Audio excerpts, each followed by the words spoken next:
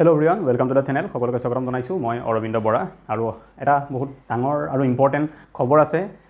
এডিআৰিত আমাৰ যেটো extra 5 marks দিয়াৰ কথা কৈছে তাক লৈ পেলাই খবৰটো কালি আহিছিলে আৰু মই ভাবিছিলো কালিয়ে এটা ভিডিও বনাম বুলি কিন্তু ৰলো অলপমান টাইম চাই পেলাই ভালকে ষ্টাডি কৰিলো কথাটো বহুত নিউজ আৰ্টিকলস পঢ়িলো তাৰ পিছত মই কথাকেইটা ক'বলৈ গৈ আছো আৰু যেটো 5 মাৰ্কস আমাক এডিআৰিত বা অন্যান্য গ্ৰেড 3 গ্ৰেড 4 পৰীক্ষাত যাৰ ঘৰত কোনো চৰকাৰী চাকৰি নাই তেওঁলোকক দিয়াৰ কথা যেটো কৈছে হেতু বেলেগ কৰবাত আছিল নেকি তেনেকুৱা নিয়ম তো এবিলাক কথা আমি চালি জাৰি চোৱাই নাছিল আগতে কিন্তু কালি মই পালো যে বেলেগ এখন ষ্টেটত বেলেগ এখন ৰাজ্যত এনেকুৱা এটা ব্যৱস্থা চলি আছিল যে যাৰ ঘৰত চৰকাৰী চাকৰি নাই তেওঁলোকক তেনেকুৱা ক্যান্ডিডেটক 5 মাৰ্কস এক্সট্ৰা দিয়া হৈছিল আৰু তেনেকুৱা এখন ৰাজ্য আছিল হাৰিয়ানা আৰু সেই হাৰিয়ানাক লৈ পেলাই এটা ভাৰ্ডিক কোৰ্টৰ আহিছে আমি হেতুৰ বিষয়ে কথা পাতিম আজি ভিডিওটোত মই কম যে আমাৰ যেটো এই 5 মাৰ্কস দিম বুলি কৈছিল তাত কি প্ৰভাৱ পৰিব হাৰিয়ানাৰ গভৰ্নমেন্টৰ যেটো প্ৰসেসটো তাক লৈ পেলাই কোৰ্টে এটা ভাৰ্ডিক দিছিল গোটেই কথাখিনি আমি পাতিম তাৰ আগতে এবাৰ আমাৰ মক টেষ্টৰ কথা মই কৈ দিও আমি যেটো মক টেষ্ট লঞ্চ কৰিছিলো যিসকলে অলৰেডি গম পায় অলপমান স্কিপ কৰি দিব সো আমি এটা মক টেষ্ট লঞ্চ কৰিছিলো আপোনালোকে স্ক্ৰিনত ইয়াতে দেখিবলৈ পাইছে মক টেষ্টৰ গোটেই ডিটেইলছখিনি আমি উপৰত লাইনটো যেটো লিখা আছে প্ৰিপেয়াৰ্ড বাই সিলেক্টেড ক্যান্ডিডেটস বুলি তাৰ মানে আমি এডিআৰি বা আসাম পুলিচ নহলে এপিএসসি বিভিন্ন পৰীক্ষাত পাস কৰা বহুত কেইজন ক্যান্ডিডেটে লগ লাগি পেলাই 14-15 জন মান লগ লাগি পেলাই এই মক টেষ্ট সিৰিজ এটা বনাইছো মক টেষ্ট সিৰিজটোত আপোনালোকে কি পাব ইয়াতে লিখা আছে গোটেইখিনি কথা according to the last year ADR pattern বুলি লিখা আছে তাৰ মানে যোৱাবাৰ এডিআৰি যেনেকুৱা পেপাৰ আহিছিলে আমি তেনেকুৱা লেভেলতে পেপাৰখন বনাইছো তেনেকুৱা ধৰণৰ কোৱেশ্চন দি পেলাই বনাইছো আৰু total number of mock test 4টা থাকিব আপোনালোকে 4টা মক টেষ্ট পাব আৰু তাকো ফুল লেংথ মক টেষ্ট মানে কি যত অকল জিকে বা অকল ম্যাথছে থকা মক টেষ্ট নহয় ইয়াতে জিকে ম্যাথ ইংলিশ ৰিজনিং গুটেকিটা পৰীক্ষা যেকিটা টপিকৰ পৰা কোৱেশ্চন আহে গুটেকিটাৰ পৰা কোৱেশ্চন থাকিব আৰু টোটাল 100টা কোৱেশ্চন থাকিব জিকেৰ 50 ইংলিশৰ 20 ম্যাথছৰ 20 ৰিজনিংৰ 10 টোটাল 100টা কোৱেশ্চন থাকিব এনেকে 100টা কোৱেশ্চন থকা 4টা মক টেষ্ট থাকিব টোটাল আপোনালোকে 400 কোৱেশ্চন ইয়াৰ পৰা পাই যাব 4টা মক টেষ্টত আৰু আমাৰ এডিআৰি সিলেবাছত যিমানবোৰ টপিকৰ পৰা কোৱেশ্চন আহে গুটেবিলাক টপিক আমি টাচ কৰিবলৈ চেষ্টা কৰিছো যাতে আপোনালোকে মক টেষ্টটো দি পেলাই কোনোবা এটা কোৱেশ্চন যদি নোৱাৰে তেতিয়া হলে আপোনালোকে বুজি পায় যে এই টপিকটো মোৰ হয়তো ভালকে পঢ়া হোৱা নাই ইমানখিনি আমি দিব চেষ্টা কৰিছো আমাৰ বেষ্ট যিমান এক্সপেৰিয়েন্স আছে পৰীক্ষা পাস কৰা বা বিভিন্ন প্ৰিভিয়াস ইয়াৰ পেপাৰ চাই পেলাই আমি তেনেকুৱা ধৰণে দিছো আপোনালোকে যদি মক টেষ্টটো ল'ব বিচাৰে তেতিয়া হলে ল'ব পাৰিব আৰু মই ভাবো মক টেষ্ট দিয়াৰ এইখিনি এটা ভাল সময় যেহেতু পৰীক্ষা অক্টোবৰত হোৱাৰ কথা এতিয়া চলি আছে আমাৰ হাতত 4 মাহ মান সময় আছে আৰু এতিয়া যদি আপোনালোকে মক টেষ্ট দিয়ে তেতিয়া হলে যদি কিবা পৰা নাই এই যেটা মক টেষ্ট আমাৰ আছে তাত 70 মান স্কোৰ কৰিলে আপোনালোকৰ ঠিক ঠাক বুলি আমি ধৰিব পাৰো স্কোৰ যদি 70 মাৰ্কছ এইকেটা মক টেষ্টত আপোনালোকে উঠাব পৰা নাই তাৰ মানে আপোনালোকৰ অলপমান প্ৰবলেম আছে কিবা আৰু অলপ কষ্ট কৰিব লাগিব আৰু সেই বস্তুটো গম পাবৰ কাৰণে যে এতিয়া আপোনালোকে আৰু অলপ কষ্ট কৰিব লাগিব গম পাবৰ কাৰণে এই 4 মাহৰ আগত গম পোৱাটো বেষ্ট হয় কাৰণ এমাহৰ আগত গম পালে আপোনালোকে হেতু পিছত একো কৰিব নোৱাৰিব গম পায়ও লাভ নহব কাৰণ সময় নাথাকিব গতিকে এই 4 মাহৰ আগত এই সময়খিনি বেষ্ট হয় আমি সেই কাৰণে এতিয়া মক টেষ্ট কেটা লঞ্চ কৰিছো আপোনালোকে ল'ব পাৰে টি চাব পাৰে যদি 70 কে কম পায় অলপ এক্সট্ৰা কষ্ট কৰিব লাগিব ল'বৰ কাৰণে মক টেষ্ট কেটা আপোনালোকে ইয়াতে সাইডত স্ক্যানাৰ দেখা পাইছে ইয়াতে স্ক্যান কৰি পেলাই 99 रुपीस পে কৰি পেলাই তলত যদি WhatsApp নাম্বাৰ দিয়া আছে তাত যদি পেমেন্টৰ স্ক্ৰিনশ্বটটো পঠাই দিয়ে তেতিয়া হলে আপোনালোকে WhatsAppৰ জৰিয়তে মক টেষ্টটো এটা PDF তে একেলগে গুটেখিনি পাই যাব আৰু তাতে মক টেষ্ট 4টাৰ এনসাৰ কিউ দিয়া থাকিব কোনটো এনসাৰ শুদ্ধ হয় এনসাৰ কি একদম লাষ্টত দিয়া থাকিব আপোনালোকে স্ক্ৰল কৰি চালে মক টেষ্টৰ PDF টো ভিতৰত পাই যাব ঠিক আছে এখিনি আছিল মক টেষ্টৰ কথা এতিয়া আমি মূল টপিকটোলে যেটো কথা কৈছো যে 5 মাৰ্কছ ওয়েটেজৰ কথা ঠিক আছে মই কোন কথাখিনি কেনেকুৱা কালি মই যেটো কথা গম পালো হাৰিয়ানা যিখন ৰাজ্য আছে হাৰিয়ানা ৰাজ্যত এই যেটো সিস্টেম এটো আগৰ পৰাই চলি আহিছিল 5% দিয়াটো মই এতিয়া হয়তো এনেকুৱা লাগিছে যে আমাৰ চিফ মিনিষ্টাৰে হয়তো হাৰিয়ানাক দেখি পেলাই কৈছে হাৰিয়ানাটো বিজেপি গভৰ্নমেন্টে আছে গতিকে হয়তো তেওঁলোকৰ পৰাই হেতু কপি কৰা নিচিনা এটা বস্তু থাকে আছিল তেওঁ দিব বিচাৰিছিল 5 মাৰ্কছটো আৰু দিয়াও হৈছিল কিন্তু কি হল কথাটো প্ৰথম মই এবাৰ কৈ দিছো কেনেকে দিয়া হৈছিল 5 মাৰ্কছ দিয়া হৈছিল আৰু কিছুমান ক্ষেত্ৰত স্পেশাল ক্ষেত্ৰত 20 মাৰ্কছৰ লৈকেও দিয়া হৈছিল যেটো বহুত বেছি হয় 20 মাৰ্কছ ইমানো দিয়া হৈছিল ঠিক আছে আৰু কেৱল গ্ৰেড 3 আৰু গ্ৰেড 4 ক্ষেত্ৰত এইখিনি মাৰ্কছ দিয়া হৈছিল সিভিল সাৰ্ভিসৰ মানে ভাল পোষ্টত আমাৰ যেনে এসিএস এপিএস থাকে তেনেকুৱা ধৰণৰ পোষ্টত নহয় গ্ৰেড 3 গ্ৰেড 4 দিয়া হৈছিল তেওঁলোকৰ ক্ষেত্ৰতে গ্ৰুপ সি গ্ৰুপ ডি পৰীক্ষা বুলি কয় সেইবিলাকৰ ক্ষেত্ৰত দিয়া হৈছিল আৰু কিয় দিয়ে বুলি কৈছিল গভৰ্নমেন্টে যেতিয়া আনিছিল এই প্ৰভিজনটো 5 মাৰ্কছ এক্সট্ৰা দিয়া কি বুলি কৈছিল চৰকাৰে যে সোশিও ইকোনমিক কন্ডিশনৰ বেসিছত আৰু সোশিও ইকোনমিক কন্ডিশন কি যে যাৰ ঘৰত সোশিয়াল কন্ডিশনটো এনেকুৱা যাৰ ঘৰত কোনো ফ্যামিলি তেওঁলোকৰ কোনো গভৰ্নমেন্ট জব যদি নাই সেন্ট্ৰেল গভৰ্নমেন্টৰ হক বা ষ্টেট গভৰ্নমেন্টৰ প্ৰথম হেতু ক্ৰাইটেৰিয়া থাকিব নোৱাৰিব আৰু 2 নম্বৰ ক্ৰাইটেৰিয়াটো আছিল যে যদি এই মানুহ ঘৰৰ ইনকাম এনুৱেল ইনকাম বছৰটোৰ ইনকাম 1,80,000 তকৈ যদি কম হয় তেতিয়াহে তেওঁ এই 5 মাৰ্কছৰ বেনিফিটটো ল'ব পাৰিছিল এনে ধৰণে দিয়া হৈছিল এতিয়া হেতু কোৰ্টত কি কৰা হল তাক লৈ পেলাই কেছ চলি আছিল বহুত দিন কোৰ্টত চণ্ডীগড় যিখন হাই কোৰ্ট আছে পাঞ্জাব হাৰিয়ানা দুইখন ৰাজ্যৰে হাই কোৰ্ট চণ্ডীগড় হাই কোৰ্টে হয় তো তাত চ্যালেঞ্জ কৰিছিল পেটিশনাৰ কিছুমানে আৰু তেতিয়া কি হল বহুত দিনৰ পৰা ধৰি কেছটো চলি আছিল ফাইনালি যোৱাকালি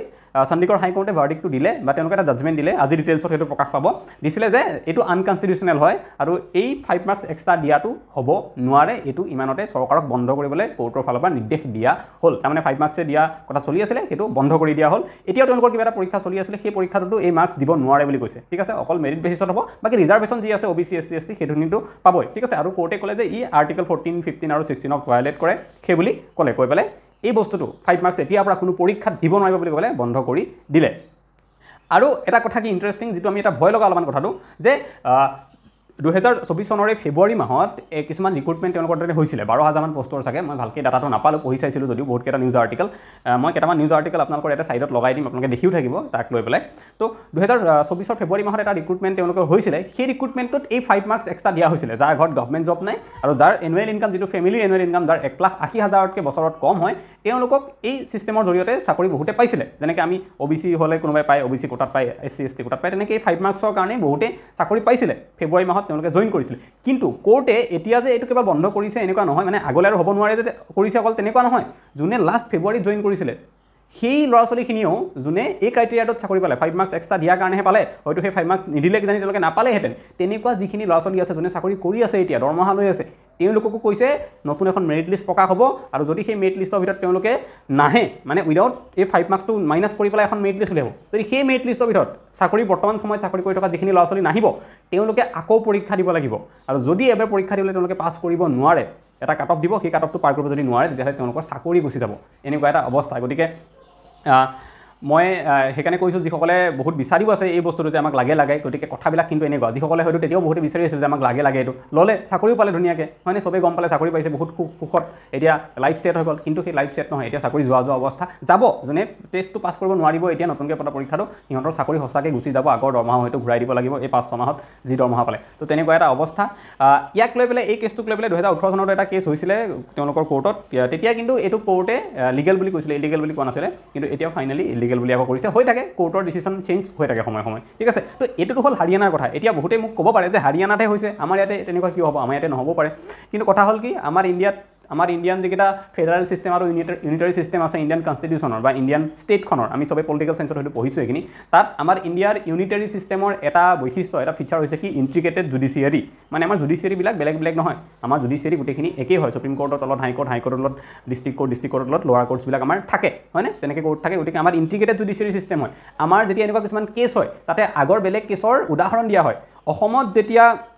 এই বস্তুটো হ'ব, যদি পাছ কৰে, মোৰতো লাগিব যদি ভালকৈ আসাম গভৰ্ণমেণ্টে এই কেছটো যদি ফ'ল' কৰিছে, হাৰিয়ানা যিটো কেছ বৰ্তমান হ'ল, এইটো যদি ভালদৰে ফ'ল' কৰিছে আসাম গভৰ্ণমেণ্টে, তেতিয়াহ'লে এই 5% মাৰ্কছ আসাম গভৰ্ণমেণ্টে নিদিয়ে। চিফ মিনিষ্টাৰে হয়তো নিজে আহি পেলাই ক'ব যে এইটো সম্ভৱ নহ'ব দিয়াটো, অলৰেডি হাৰিয়ানা হাইকোৰ্টে সেইটো নাকচ কৰিছে বুলি, ঠিক আছে, নিদিবই। যদি দিও দিয়ে, তেতিয়াহ'লে কোনোবা কোৰ্টত যাব চিয়'ৰ, ঠিক আছে, আৰু কোৰ্টত যোৱাৰ পিছত কি হ'ব, কোৰ্টত সেই উদাহৰণটো দিয়া যাব যে হাৰিয়ানাটো এনেকুৱা হৈছিলে, আৰু হাৰিয়ানা কোৰ্টে কিন্তু ইয়াক কি কৰিছে, বেন কৰি দিছে, বা এইটোক নাল এণ্ড ভইড বুলি ঘোষণা কৰিছে। লগে গুৱাহাটী হাইকোৰ্টেও সেই পঢ়ি চাই পেলাই নাল এণ্ড ভইড কৰি দিব ইয়াক কিন্তু, ঠিক আছে। গতিকে সেই ফালৰ পৰা মোৰতো এতিয়া লাগিছে, যদি চৰকাৰে এইখিনি কথা ফ'ল' কৰে, নিদিয়ে, কাৰণ হাৰিয়ানাটো বিজেপি গভৰ্ণমেণ্টে, অসমতো বিজেপি, হয়তো কোৰ্ডিনেশ্যন থাকিবই তেওঁলোকৰ মাজত, কি প্ৰব্লেমছ আছে। গতিকে এতিয়া আৰু ইয়াৰ পিছত চৰকাৰে মই নাভাবোঁ যে এইটো দিবলৈ এটা সাহস কিবা কৰিব। চ' এইখিনি আছিলে কথা মোৰ। এতিয়া ইমানখিনি হোৱাৰ পিছত লাগিছে যে অসমত এই 5 মাৰ্কছৰ চিষ্টেমটো হয়তো নাথাকিব, চৰকাৰে যিটো দিম বুলি ভাবিছিলে দিব হয়তো এতিয়া নোৱাৰিব। তথাপিও হাৰিয়ানাৰ কেছটো কি হয় দেখা যাব, হয়তো সুপ্ৰিম কোৰ্ট যাবও পাৰে চৰকাৰ, যে এইটো থাকিব লাগে বুলি, সুপ্ৰিম কোৰ্টে কি কয় সেইবিলাকৰ ওপৰত কথা আছে, দেখা যাব। কিন্তু মোৰ লাগিছে 99% চান্স আছে এই বস্তুটো আৰু হ'ব নোৱাৰে। প্ৰথম কথা, চৰকাৰে নিদিব, আৰু দিলেও কোৰ্টত গ'লে এইটো কোৰ্টে ষ্ট্ৰাইক ডাউন কৰি দিব, নাল এণ্ড ভইড, অৰ্থাৎ কোৰ্টে এইটো অবৈধ বুলি ঘোষণা কৰি দিব, আনকনষ্টিটিউশ্যন বুলি কৈ দিব, ঠিক আছে। এইখিনি আছিলে গোটেই কথাখিনি মই ক'লোঁ, এটা ডাঙৰ ইছ্যু। আপোনালোকে অকণমান গৈ ইণ্টাৰনেটত চাৰ্চ কৰিলে এইবিলাক পাব, নিউজ আৰ্টিকেলছবিলাক কিবা কিছুমান পাব, আগৰো আছে বহুত আৰ্টিকেলছ, মই কালি পঢ়ি চাইছিলোঁ, চালে আপোনালোকে নিজে বহুতখিনি কথা গম পাব। তো এইখিনি আছিলে গোটেই টপিকটো। লাষ্টত আকৌ এবাৰ কওঁ, মক টেষ্ট যদি ল'ব বিচাৰিছে তেতিয়াহ'লে আপোনালোকে পে'মেণ্ট কৰিব পাৰে, আৰু তলত নাম্বাৰটো এতিয়াও দিয়া আছে, এই নাম্বাৰটোতো কিবা কুৱেশ্যন থাকিলে মক টেষ্ট ৰিলেটেড আপোনালোকে সুধিব পাৰে, পে'মেণ্ট ৰিলেটেড বা যিকোনো কথা। আৰু লগতে যদি ADREৰ কাৰণে প্ৰিপেৰেশ্যন কৰি আছে, এতিয়াও আমাৰ হাতত 4 মাহ আছে, কাৰোবাৰ যদি এতিয়াও ভালদৰে প্ৰিপেৰেশ্যন হোৱা নাই, বা কোনোবাই যদি এতিয়াও প্ৰিপেৰেশ্যন একেবাৰে কৰাই নাই, 0ৰ পৰা আৰম্ভ কৰিম বুলি ভাবিছে, তেতিয়াহ'লে 4 মাহ আপোনালোকৰ কাৰণে এনাফ হয়, 4 মাহত আপোনালোকে কমপ্লিট কৰিব পাৰিব। কিন্তু তাৰ কাৰণে মই ক'ম, কিবা নহয় কিবা এটা গাইডেঞ্চ আপোনালোকে ল'ব লাগিব, লোৱাটো দৰকাৰ হয় এইটো সময়ত। গতিকে তেনেকৈ যদি গাইডেঞ্চ লৈ আপোনালোকে পঢ়িম বুলি ভাবিছে, তেতিয়াহ'লে ষ্টাডি ইনচাইটৰ যিটো কোৰ্চ আছে, ফুল কোৰ্চ আপোনালোকে সেইটো ল'ব পাৰে, য'ত ADREত যি আহিব গোটেইখিনি বস্তু পঢ়াই দিয়া হ'ব, আপোনালোকে একো টেনশ্যন ল'ব নালাগে, ক'ত কি চাম, ইউটিউবত কিতাপত বিচাৰি ফুৰিব নালাগে, যিমান যি অহাৰ চান্স আছে সকলোবিলাক টপিক এই কোৰ্চটোত পঢ়াই দিয়া হ'ব। সেয়া লাগিলে জিকেৰ হওক, মেথছৰ হওক, ইংলিছৰ হওক বা ৰিজনিঙৰ হওক, চবৰে প্ৰতিটো টপিক পঢ়াই দিয়া হ'ব। আপোনালোকৰ পঢ়াই থোৱা আছে, 450 ঘণ্টাৰ ক্লাছ কৰি থোৱা আছে। আপোনালোকে সেই ক্লাছখিনি ডেইলি যদি 6-7 ঘণ্টাকৈ ক্লাছ চাই, তেতিয়াহ'লে আপোনালোকে 2 মাহত গোটেই 450 ঘণ্টাৰ ক্লাছ চোৱা হৈ যাব। মানে ADREত যিমানবিলাক বস্তু আহিব গোটেইখিনি পঢ়া আপোনালোকৰ 2 মাহৰ ভিতৰত হৈ যাব, আৰু সময় আছে 4 মাহ। গতিকে আপোনালোকে পিছৰ 2 মাহ ৰিভিজনো কৰিব পাৰিব, আৰু ৰিভিজন কৰিবৰ কাৰণে আপোনালোকে বেলেগকৈ নোট বনোৱাৰ দৰকাৰ নাই। এই যিখিনি বস্তু পঢ়াব আপোনালোকৰ ক্লাছবিলাকত, সেইবিলাকৰে PDF দি দিব, আপোনালোকে জাষ্ট পিছৰ 2 মাহত সেই PDF বিলাক চাই ৰিভিজন কৰিলেই হ'ব। গতিকে কোনে এই ষ্ট্ৰেটেজি মতে চলে সেইটো আচল কথা এতিয়া এই 4.5 ঘণ্টা ক্লাছ কোনে ডেইলি 6-7 ঘণ্টাকৈ দি পেলাই 2 মাহত বহি শেষ কৰি আকৌ ৰিভিজন কৰে তেওঁলোকৰে নিশ্চয় পৰীক্ষাত চিলেকশ্যন হোৱাৰ চান্স বেছিকৈ থাকিব গতিকে যদি কোৰ্চটো ল'ব বিচাৰে মই ভাবিম এইটো এটা বেষ্ট সলিউশ্যন আপোনালোকৰ কাৰণে একদম বেষ্ট ওৱান ষ্টপ সলিউশ্যন হয় ইভেন আপোনালোকে লৈ যদি কোৰ্চটো ল'ব পাৰে যদি ল'ব বিচাৰে তেতিয়াহ'লে মোৰ এইটো নাম্বাৰ দিয়া আছে ইয়াতে যদি এটা মেছেজ কৰে যে কেনেকৈ ল'ব লাগে কোৰ্চটো তেতিয়াহ'লে আপোনালোকক মই গোটেই ডিটেইলছখিনি হোৱাটছএপৰ জৰিয়তে জনাই দিম আপোনালোকে এটা মেছেজ দিলেই হ'ব যে কোৰ্চটো ল'ব বিচাৰিছিলোঁ বুলি গতিকে আজিলৈ ইমানে আকৌ এটা নেক্সট ভিডিঅ'ত সোনকালে লগ পাম থেংক ইউ